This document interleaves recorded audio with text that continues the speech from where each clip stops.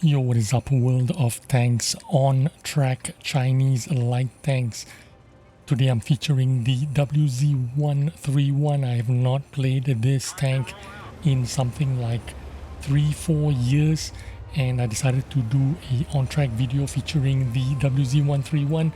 As usual, I bring you my first game in this tank in a long time. But this is actually not my first game. This is actually my second game today, because in my first game I actually died in the first 30 seconds doing 0 damage as I was rushed down by a British setter light tank, and I got myself killed that way.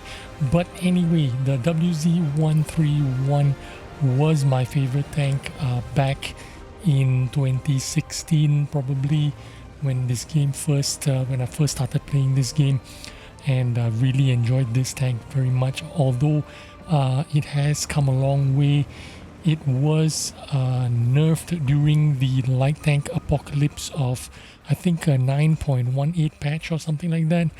But yeah, a lot of things have changed, and this tank has kind of fallen out of favor. It is still kind of a fun tank, but it is not as competitive as what it used to be. Right now, if you play it, you can still do pretty okay with it. The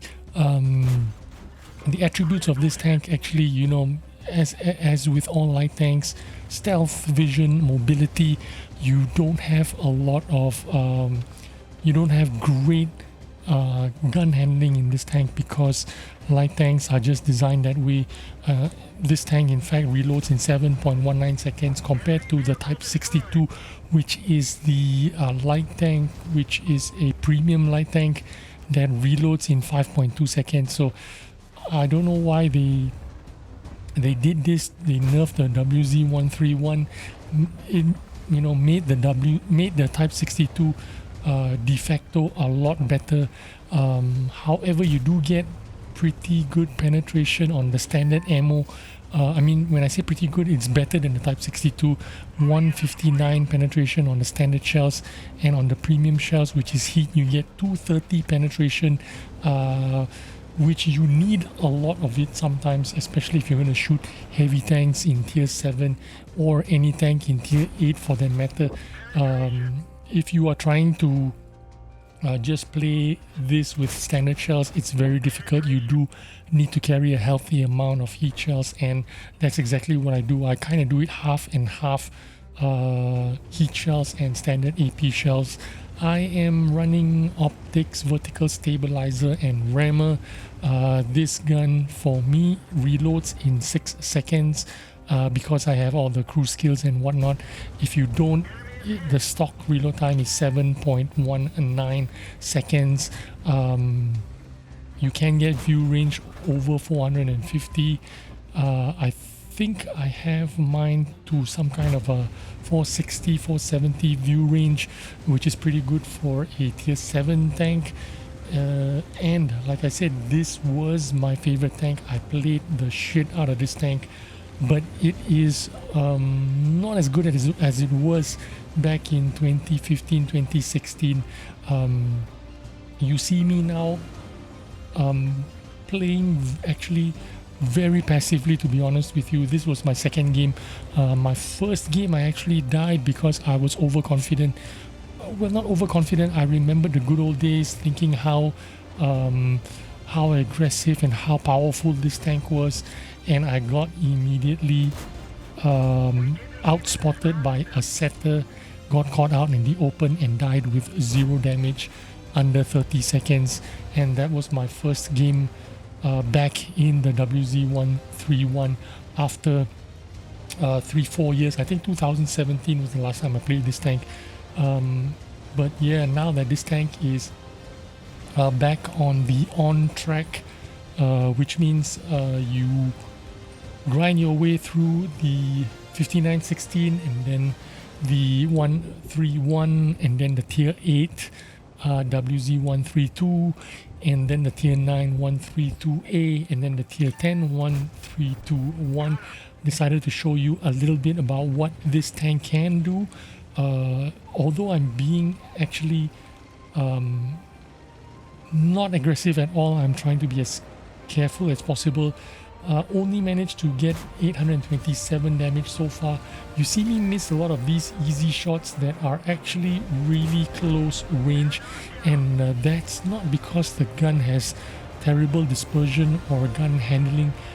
It's actually stock dispersion on this tank is actually somewhere around the 0.35, and if you have all the skills, you can get it down to 0.32. The moving dispersions are pretty good as well, 0.09.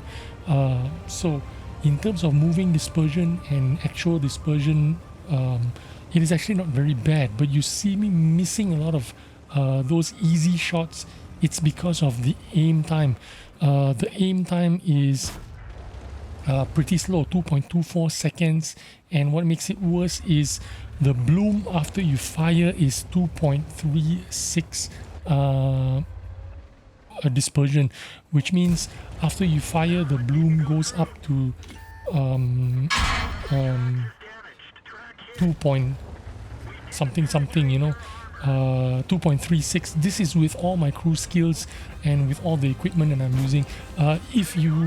If it's stock, your bloom after firing is 3.36, which means the bloom being that big and then your aim time being 2.4 seconds, it takes a long time to aim. You need to be kind of stationary when you're firing.